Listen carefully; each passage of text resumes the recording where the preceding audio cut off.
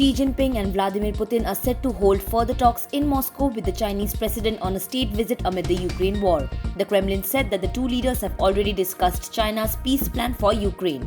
US Secretary of State Antony Blinken said that Xi's visit suggests China feels no responsibility to hold Russia accountable for the atrocities committed in Ukraine. On Monday, Ukraine's defense ministry said that an explosion in Crimea destroyed Russian cruise missiles without explicitly saying Kyiv was responsible for the blast or exactly how the shipment was hit. Japan's Prime Minister Fumio Kishida made an unexpected visit to Kyiv on Tuesday to hold talks with Ukrainian President Volodymyr Zelenskyy. Japan's national broadcaster NHK showed footage of Kishida walking along a platform in a train station escorted by people who appeared to be Ukrainian officials. Kishida's visit comes a day after Chinese leader Xi Jinping met his Russian counterpart Vladimir Putin in Moscow. As per reports, his trip is the first time a Japanese prime minister has visited a country or region with ongoing fighting since World War II.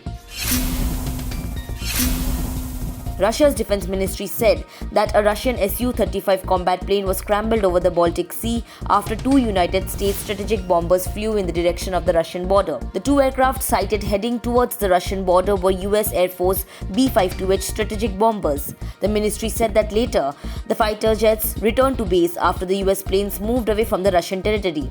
The encounter on Monday follows last week's diplomatic furore following a crash of a US surveillance drone into the Black Sea after it was intercepted by two Russian Su-27 fighter jets in what was the first known direct military contact between Russia and the US since Russia invaded Ukraine in February of last year.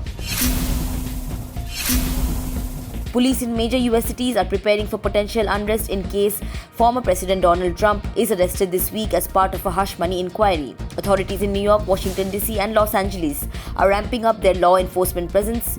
Trump supporters were scheduled to protest in New York later Monday as Manhattan District Attorney Alvin Bragg faced charging the ex-president over a payment to porn actress Stormy Daniels in 2016. It would be the first criminal case brought against a former US president.